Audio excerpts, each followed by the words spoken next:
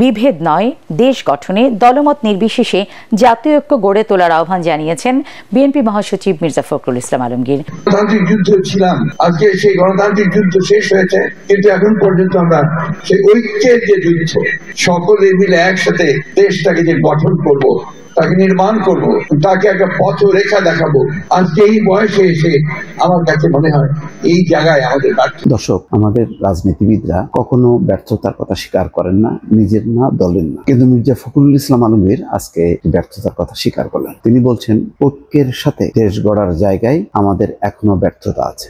সত্য। কেন বলছেন এই কথা? এর একটা কারণ আছে। বাংলাদেশের জাতীয়তাবাদী দল, বাংলাদেশ জাতীয়তাবাদী দল বিএনপি এবং বাংলাদেশ জামাতে ইসলামী, এই দুই দল একেবারে বাকযুদ্ধে মুখোমুখি। এবং গত এক সপ্তাহে ভেতরে ভেতরে তোষের আগুন যে জ্বলছিল, সেই তোষের আগুন প্রকাশ্যে চলে এসছে। এখন পর্যন্ত বাকযুদ্ধের মধ্যে আছে, বাহুযুদ্ধের মধ্যে এখনো যায়নি, যাবে এরকম আশঙ্কা উড়িয়েও দেওয়া যায় না। আপনার আসসালামু আলাইকুম ওয়া রাহমাতুল্লাহি ওয়া বারাকাতুহু। দেশ ও দেশের বাহিরে দূর দূরান্ত থেকে যারা ভিডিও দেখছেন এই মুহূর্তে এই পর্যায়ে, তাদেরকে অনুরোধ করব দয়া করে পুরো ভিডিও সম্পূর্ণ ধৈর্য সহকারে দেখবেন, কারণ ভিডিওটি খুবই গুরুত্বপূর্ণ এবং অত্যন্ত ইম্পর্টেন্ট। প্রিয় দর্শক শ্রোতা মণ্ডলী, সম্প্রতি সময়ে বিএনপি জামায়াতের মধ্যে একটি বিরোধ, একটি দ্বন্দ্ব আমরা দেখতে পাচ্ছি। পাল্টি বক্তব্য, একে অপরের প্রতি আক্রমণাত্মক কথা বলা শুরু করেছে বিএনপি জামায়াতের নেতাকর্মীরা। প্রিয় দর্শক শ্রোতা মণ্ডলী, রুহুল কবির রিজভী থেকে শুরু হয়েছে এই বিরোধটা। রুহুল কবির রিজভী জামায়াত ইসলামকে নিয়ে নানা ধরনের অপ্রীতিকর বা আপত্তিকর বক্তব্য রেখেছে। জামায়াতকে যুদ্ধাপরাধী, খুর পার্টি, রগগাটা পার্টি বলে আখ্যায়িত করেছে রুহুল কবির রিজভী। তারপর থেকেই পাল্টাপাল্টি এই দ্বন্দ্বের সূত্রপাত। প্রিয় দর্শক শ্রোতা মণ্ডলী, এটা নিয়ে আসলে ক্ষোভ প্রকাশ করেছে আজকে বিএনপির মহাসচিব মির্জা ফখরুল ইসলাম আলমগীর। তিনি বলল, আফসোস, গণতন্ত্র আসলো দেশে, কিন্তু দেশ গড়ার ঐক্য হলো না। গভীর হতাশা প্রয়োগ করে মির্জা ফখরুল ইসলাম আলমগীর বলেছে, আমাদের এখন উচিত এই একে অপরের প্রতি আক্রমণাত্মক কথা বক্তব্য না দিয়ে পারস্পরিক ঐক্যবদ্ধ হয়ে কাঁধে কাঁধ মিলিয়ে দেশ সংস্কারের কাছে ঐক্যবদ্ধ হওয়া। প্রিয় দর্শক শ্রোতা মণ্ডলী, মির্জা ফখরুল ইসলাম আলমগীর বিএনপির মহাসচিব, তিনি কি বলল রুহুল কবির রিজভী এবং জামায়াতের নেতাকর্মীদের উদ্দেশ্যে আমরা সেটা দেখবো, তারপরে কথা বলবো। আশা করি সঙ্গে থাকবেন পুরো ভিডিওটি জুড়ে আপনারা। আমাদের বিভেদ নয়, দেশ গঠনে দলমত নির্বিশেষে জাতীয় ঐক্য গড়ে তোলার আহ্বান জানিয়েছেন বিএনপি মহাসচিব মির্জা ফখরুল ইসলাম আলমগীর। শুক্রবার সকালে দিনাজপুর সরকারি কলেজের অর্থনীতি বিভাগের সুবর্ণ জয়ন্তীতে গুণীজন সম্মাননা অনুষ্ঠানের প্রধান অতিথির বক্তব্যে তিনি এই আহ্বান জানান। বিএনপি মহাসচিব বলেন, গত 15 বছরে $280 বিলিয়ন বিদেশে পাচার হয়েছে। তিনি বলেন, বর্তমান প্রজন্ম গত 3টি জাতীয় নির্বাচনে ভোট দিতে পারেনি, গণতন্ত্রের সঠিক চর্চা হয়নি। বিগত সরকারের আমলে প্রতি বছর $16 বিলিয়ন বিদেশে পাচার করা হয়েছে। এখন নতুন করে বাংলাদেশকে গণতান্ত্রিক রাষ্ট্র হিসেবে গড়ে তুলতে হবে বলেও জানান তিনি। দিনাজপুর সরকারি কলেজের অর্থনীতি বিভাগের প্রধান প্রফেসর জাহেদা পারভিনের সভাপতিত্বে কলেজের অধ্যক্ষ প্রফেসর AKM আল আবদুল্লাহ, জেলা বিএনপি সভাপতি অ্যাডভোকেট মোফাজ্জল হোসেন দুলাল সহ অন্যান্যরা এ সময় উপস্থিত ছিলেন। হাজার হাজার নেতাকর্মীকে বিনা বিচারে হত্যা করা হয়েছে। এই একটা অবস্থা আমরা পার হয়েছে, আর নতুন সম্ভাবনা দেখা দিয়েছে। গণতান্ত্রিক যুদ্ধ ছিলাম, আজকে সেই গণতান্ত্রিক যুদ্ধ শেষ হয়েছে, কিন্তু এখন পর্যন্ত আমরা সেই ঐক্যের যে যুদ্ধ, সকলে মিলে একসাথে দেশটাকে যে গঠন করব, তাকে নির্মাণ করব, তাকে একটা পথরেখা দেখাবো, আজকে এই বয়সে এসে আমার কাছে মনে হয় এই জায়গায় আমাদের ব্যর্থ। দর্শক, আমাদের রাজনীতিবিদরা কখনো ব্যর্থতার কথা স্বীকার করেন না, নিজের না, দলের না। কিন্তু মির্জা ফখরুল ইসলাম আলমগীর আজকে একটি ব্যর্থতার কথা স্বীকার করলেন। তিনি বলছেন, ঐক্যের সাথে দেশ গড়ার জায়গায় আমাদের এখনো ব্যর্থতা আছে। সত্য। কেন বলছেন এই কথা? এর একটা কারণ আছে। সাম্প্রতিক সময়ে যে রাজনীতিতে যে বিভাজন, হাসিনা বিরোধী শক্তিগুলির মধ্যে যে বিভাজন এবং অবিশ্বাস, তার প্রেক্ষিতেই তিনি এই কথা বলছেন। কি বলেছেন? বলছেন যে আমাদের গণতান্ত্রিক যুদ্ধ শেষ হয়েছে। বলছেন যে ঐক্যের সাথে দেশটাকে নির্মাণ করার যে পথরেখা দেখাবে, এই জায়গায় আমাদের এখনো ব্যর্থতা আছে। খুব কঠিনভাবে কিন্তু কথাটি বললেন তিনি। দিনাজপুরের সরকারি কলেজের অর্থনীতি বিভাগের একটি অনুষ্ঠানে তিনি এই কথা বলছেন। কি বলছেন? আরো, যারা রাজনীতি করছি, আমাদের ব্যর্থতা 53 বছরেও বাংলাদেশকে একটা সুখী, শান্তিময়, প্রেমময় দেশ গড়তে পারলাম না। আমরা রাজনীতি নিয়ে সংকীর্ণতায় ভুগি এবং নৈতিকতার সর্বনিম্ন পর্যায়ে চলে গেছি। খুবই কঠিন কথা, এবং এ ধরনের স্বীকারোক্তি সাধারণত কেউ বলেন না। তিনি বলছেন, আমরা যে গর্বিত জাতি কিছুদিন আগেও সেটা বলতে পারিনি, এখন আবার সেই আশা জেগে উঠেছে। আমরা একটা স্বপ্ন দেখতে শুরু করেছি, সত্যিকার অর্থে স্বাধীনতার ঘোষক জিয়াউর রহমান যে স্বপ্ন দেখেছিলেন সুখী, সুন্দর, প্রেমময়, গণতান্ত্রিক, সমৃদ্ধ বাংলাদেশ নির্মাণ করার, আমরা সেই চেষ্টা করছি। আমাদের গণতান্ত্রিক যুদ্ধ শেষ হয়েছে, কিন্তু ঐক্যের সাথে দেশটাকে নির্মাণ করার যে পথরেখা দেখাবে এই জায়গায় আমাদের এখনো ব্যর্থতা আছে। বিএনপির মহাসচিব বলছেন, আমরা গণতন্ত্রের কথা বলি কিন্তু গণতন্ত্রের চর্চা করি না। 15 বছর ভোট দিতে পারিনি, এ কেমন গণতন্ত্র যেখানে মানুষ তার অধিকার প্রয়োগ করার সুযোগ হারিয়ে ফেলে। বাংলাদেশে পরপর গণতন্ত্রকে হত্যা করার চেষ্টা করা হয়েছে, ফলে এখানে গণতান্ত্রিক প্রতিষ্ঠানগুলো তৈরি হয়নি। রাজনৈতিক দলগুলো পরস্পরের সঙ্গে বিরোধে লিপ্ত। যদি সহনশীলতার মধ্য দিয়ে গণতন্ত্র চর্চা করে এগিয়ে নিয়ে যেতে পারি, তাহলে সত্যিকার গণতন্ত্র লাভ হবে, আমরা অধিকার অর্জন করতে পারবো। দেশে নতুন সম্ভাবনা দেখা দিয়েছে মন্তব্য করে মির্জা ফখরুল বলছেন, আজকে সুযোগ সৃষ্টি হয়েছে। আমাদের ছেলেরা, রাজনৈতিক কর্মীরা জীবন দিয়েছে, দীর্ঘদিন অস্বাভাবিক অমানবিক নির্যাতন সহ্য করেছেন।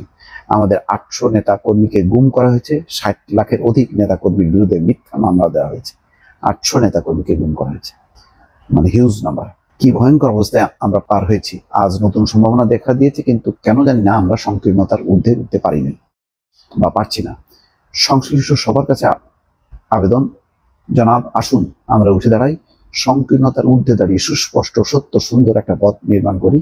যে স্বপ্ন আমরা দেখেছিলাম সেই স্বপ্ন আমরা বাস্তবায়ন করি।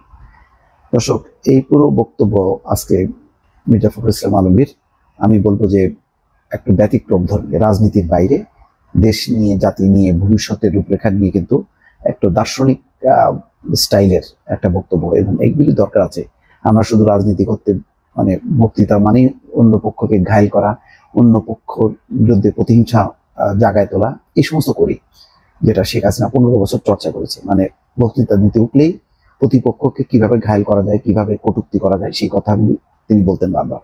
আজকে কিন্তু মির্জা ফখরুল ইসলাম আলমগীর ভিন্নভাবে কথা বললেন, এবং এটাই দরকার এখন।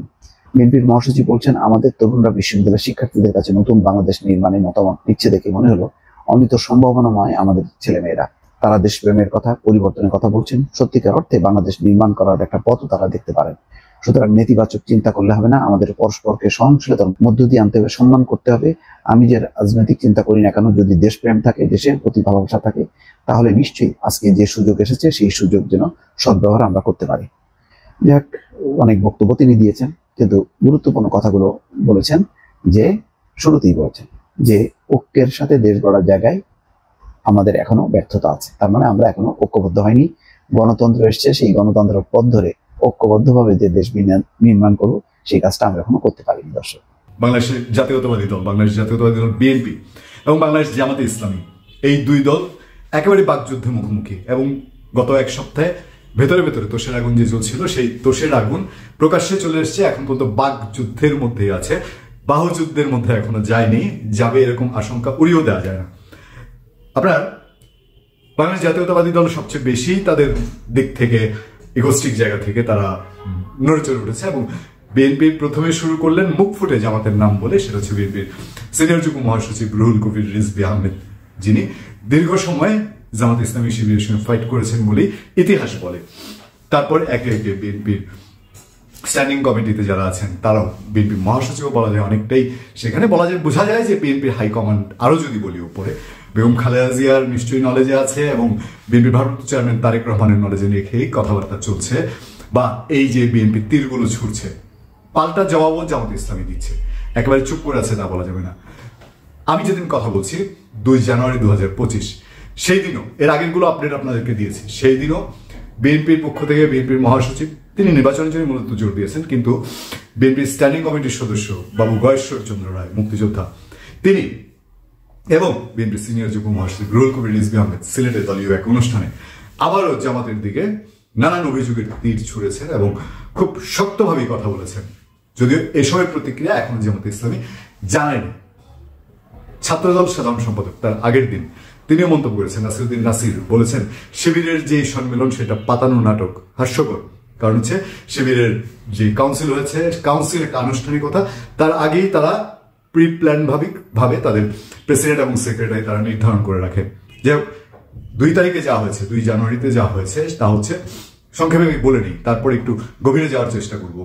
সেটা হলো বিএনপি স্ট্যান্ডিং কমিটির সদস্য বাবু গয়েশ্বরচন্দ্র রায় তিনি একদম স্টেট কাট বলছেন যে স্বাধীনতা বিরোধী কারো কোনো বক্তৃতা বা কোনো রকম কথাবার্তা, তাদের কোনো নসিহত যদি বলি তাও ভুল হবে না, বা তাদের কোনো প্রেসক্রিপশন সেটা তারা শুনতে রাজি নয়। তিনি বারবার প্রশ্ন তুলেছেন যে জামাত নেতারা কোন সেক্টরে কার আন্ডারে যুদ্ধ করেছেন। তিনি বিএনপি প্রতিষ্ঠাতা প্রয়াত রাষ্ট্রপতি জিয়াউর রহমানের কথা বলেছেন যে তিনি স্বাধীনতার ঘোষণা দিয়েছেন এবং সম্মুখ যুদ্ধে অংশ নিয়েছেন এবং তিনি সাহসিকতার সাথে অংশ নিয়েছেন। কিন্তু জামাত নেতারা কবে কোথায় কি করেছে তিনি জামাতকে ইঙ্গিত করে বলেছেন যে আপনাদের একবার ক্ষমা করা হয়েছে, কিন্তু বারবার একই ভুল করবেন কিনা।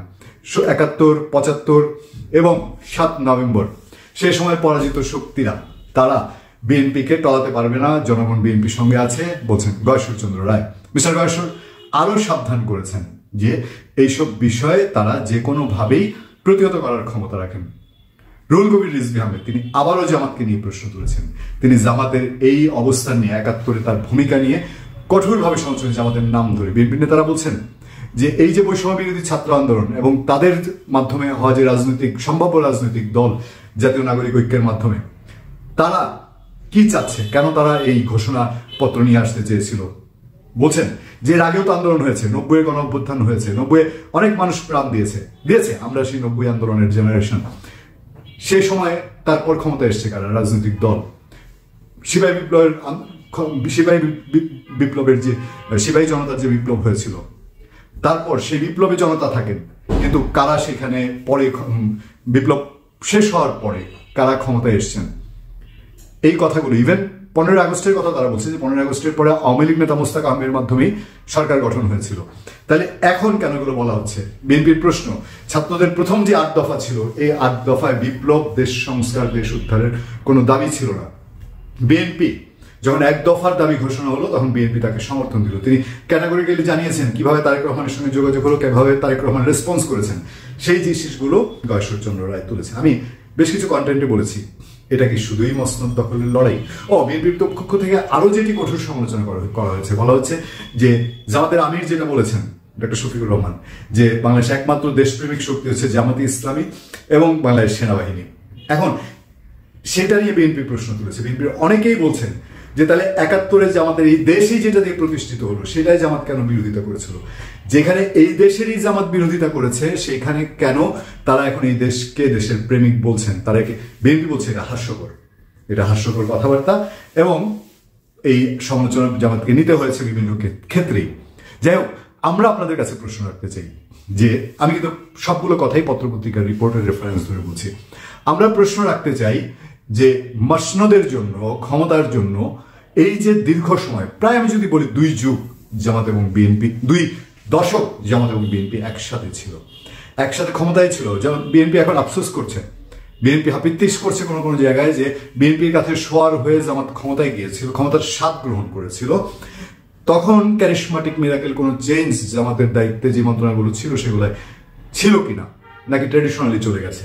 তাহলে এখন ক্ষমতার জন্যই জামাতকে এমন করছে কিনা? আবার যারা জামাত সমর্থক তারা বলছেন বিএনপি তো অনেকবার সুযোগ পেয়েছে দেশ শাসনের, দোষ পরিচালনার, কিন্তু বিএনপি আসলে কি করেছে? একে অন্যের প্রতি চাঁদাবাজির অভিযোগ করছেন, দখলদারিত্বের অভিযোগ করছেন।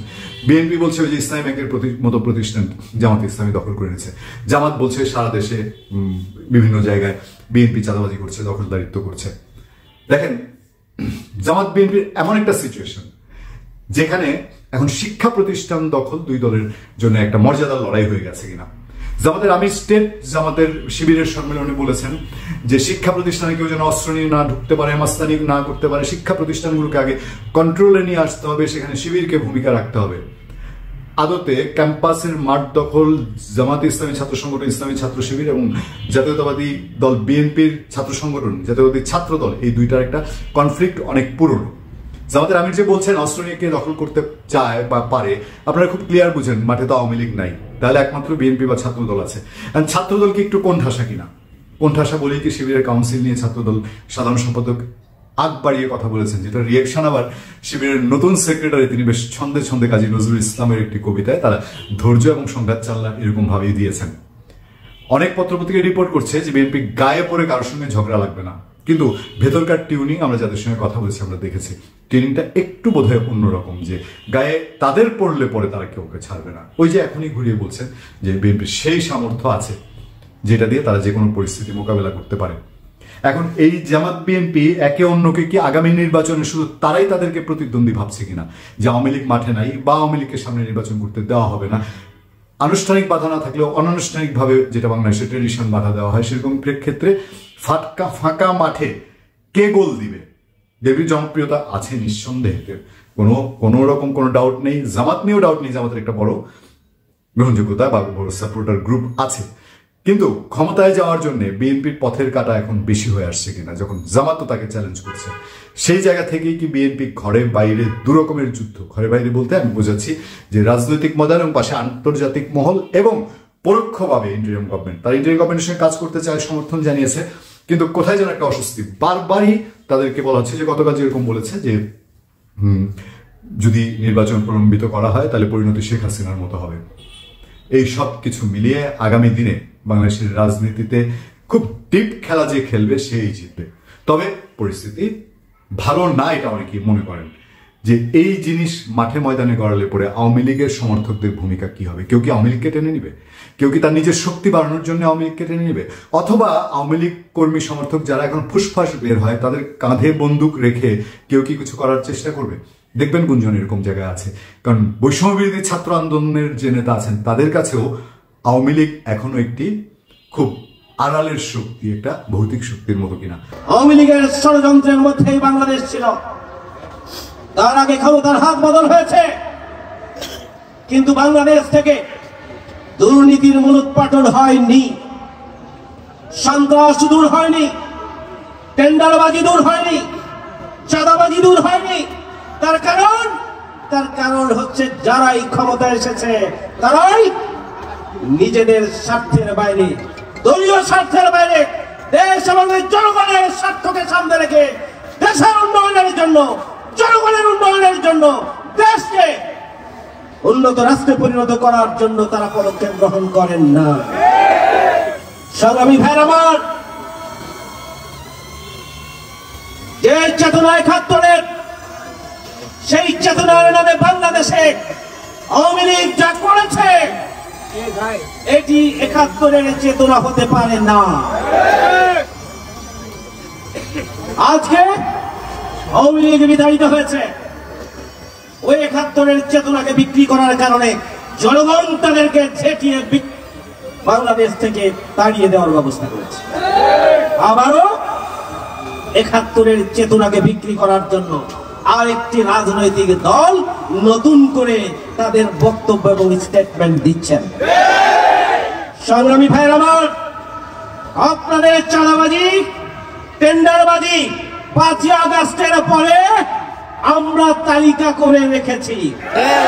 বক্তব্য যদি বন্ধ না করেন তাহলে বাংলাদেশের এক একটা ওয়ার্ডে যে পরিমাণ চাঁদাবাজি করেছেন, যে পরিমাণ টেন্ডারবাজি করছেন, যে পরিমাণ আপনারা সন্ত্রাস এবং লুটপাট করেছেন, যে পরিমাণ দখল আপনারা করেছেন, একটা ওয়ার্ডের দখলদারিত্ব যদি আজকে সোশ্যাল মিডিয়ায় আসে জনগণ আপনাদেরকে ধিক্কার দিবে।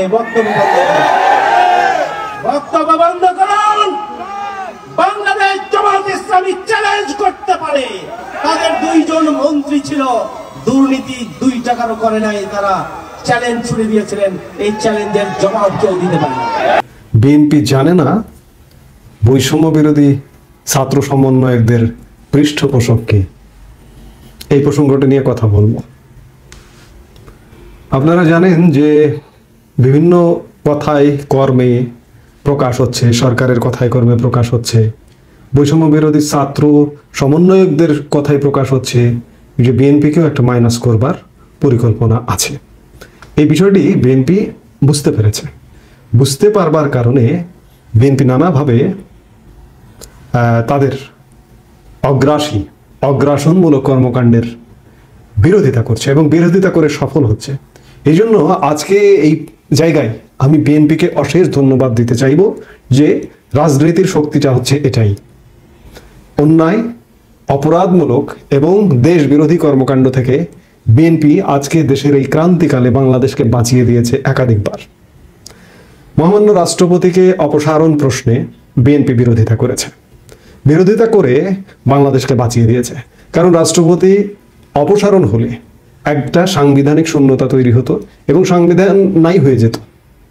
নাই হয়ে গিয়ে যেটি হতো যে এরা একটি বিপ্লবী সরকার করত এবং বিপ্লবী সরকারটি অনির্দিষ্টকালের জন্য, সীমা পরিসীমাহীন সময়ের জন্য দেশ শাসনে এবং জগদ্দল পাথরের মতো চেপে বসত।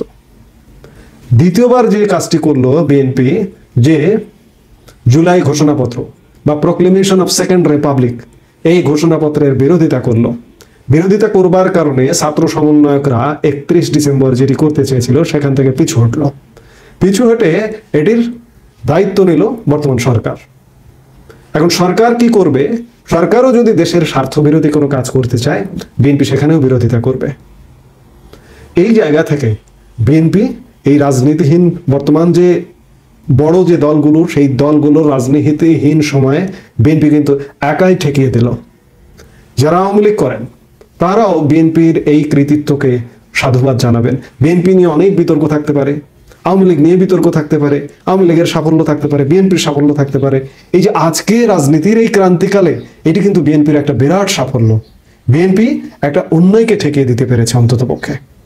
তবে বিএনপি উপলব্ধি করছে মর্মে মর্মে যে তাদেরকেও মাইনাস করবার একটা প্রচেষ্টা হচ্ছে। এই যে উপলব্ধি করতে পারা, এই বুঝতে পারাটাই কিন্তু অর্ধেক সমস্যার সমাধান। বিএনপির এটি একদম ক্লিয়ার বুঝতে হবে, ক্রিস্টাল ক্লিয়ার, যে তাদেরকে মাইনাস করবা এবং আগামীতে তাদেরকে ক্ষমতায় যাবার বা ক্ষমতায় গিয়ে দেশ পরিচালনা করবার সুযোগ এই সরকার দেবে না।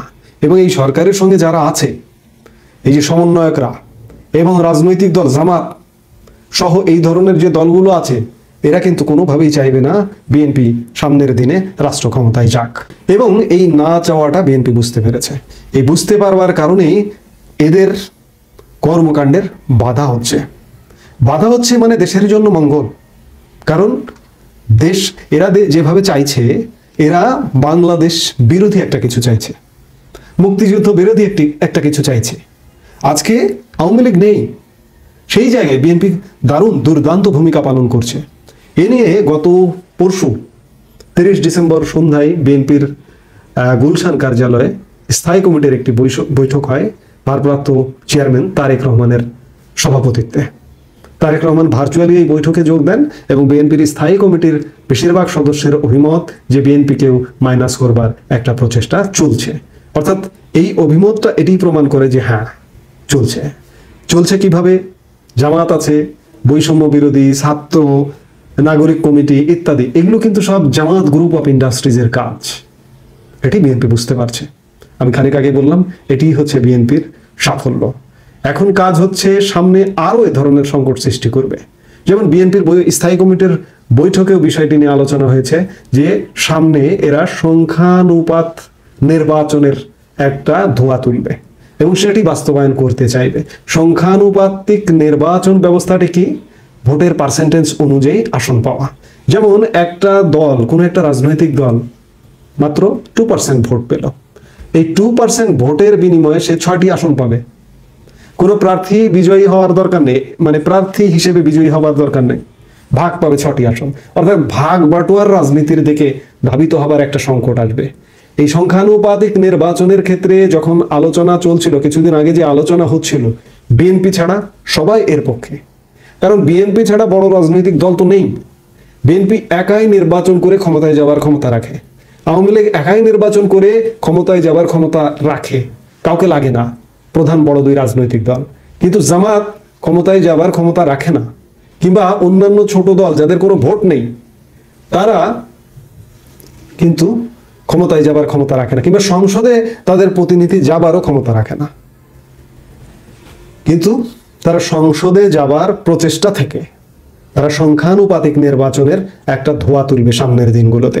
এবং এই যে নতুন যে রাজনৈতিক দলটি আসছে ছাত্রদের নেতৃত্বে, তারাও এতে সমর্থন দেবে বা দিচ্ছে। এখন প্রশ্ন হচ্ছে যে বিএনপির স্থায়ী কমিটির বৈঠকে যেটি আলাপ হয়েছে, এই যে হঠাৎ করে জুলাই ঘোষণাপত্রের ব্যাপারে, যে এদের পৃষ্ঠপোষককে, এদের কোনো পৃষ্ঠপোষক নাকি পাচ্ছে না বিএনপি, দৃশ্যমান নয়, এমন আলাপও হয়েছে। আবার বিএনপির স্থায়ী কমিটির কেউ কেউ সন্দেহ করছে দীর্ঘদিনের মিত্র শক্তি জামাতকে। যে বা যিনি যে চৌকস স্থায়ী কমিটির সদস্যটি সন্দেহ করছেন তার সন্দেহটি শতভাগ সঠিক।